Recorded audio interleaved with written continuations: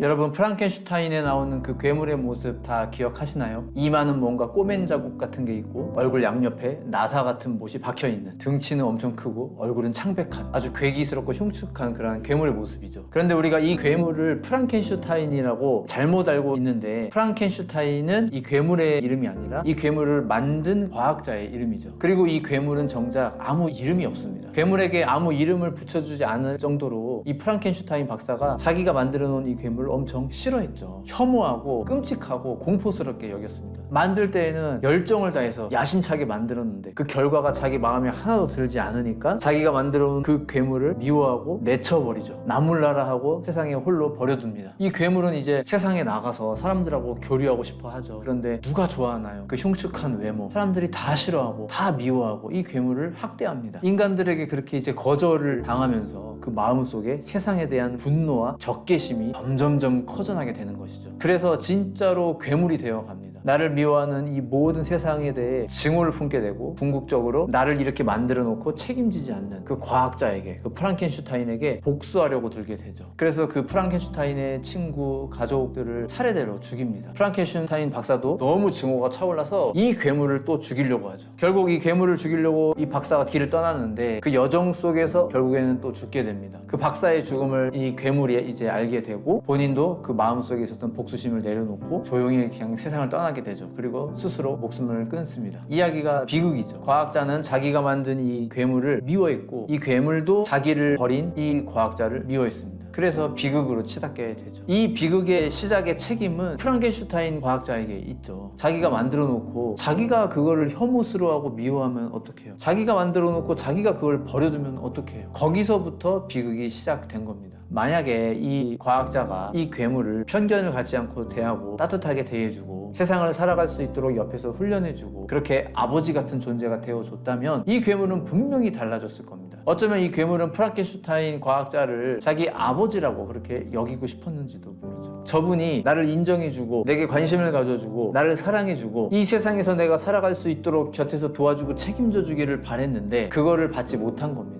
그래서 진짜 괴물이 된 거죠. 사랑받지 못해서, 관심받지 못해서, 학대받아서 괴물은 그렇게 만들어져 갑니다. 지금 이 영상을 보시는 여러분들은 이미 사랑받을 가치가 있는 존재입니다. 하나님은 여러분을 사랑하고 계시고 여러분에게 관심을 가지고 계시고 여러분을 당신의 아들과 딸로 여기고 계십니다. 여러분 믿으십니까? 오두막이라는 영화 잘 아시죠? 이 영화에 보면 하나님이 흑인 여성의 모습으로 이 주인공 맥킨지에게 나타나는데, 그때 이 주인공 맥킨지에게 그런 말을 해요. 새는 날도록 창조되었다. 사람은 사랑받기 위해 창조되었다. 사랑받지 못한다는 것은 새의 날개를 부러뜨리는 격이다. 그런 말을 합니다. 사람을 창조해 놓고 사랑하지 않는 것은 새를 만들어 놓고 그 날개를 몰수해 가는 것과 똑같다. 이 대사가 참 큰 울림을 줍니다. 여러분, 하나님은 프랑켄슈타인 박사가 아니에요. 하나님은 우리를 만드셨고 우리를 사랑해서 만드셨습니다. 창세기 1장 27절에 보면은요, 하나님이 자기 형상 곧 하나님의 형상대로 사람을 창조하시되 남자와 여자를 창조하시고, 이렇게 말씀합니다. 하나님의 형상을 담게 창조하셨다라는 것은 우리 인간이 이 온 우주 만물 중에서 가장 독특한 존재다, 가장 특별한 존재다라는 겁니다. 저와 여러분은 하나님을 닮게 만들어졌어요. 하나님은 우리를 그렇게 생각하고 계십니다.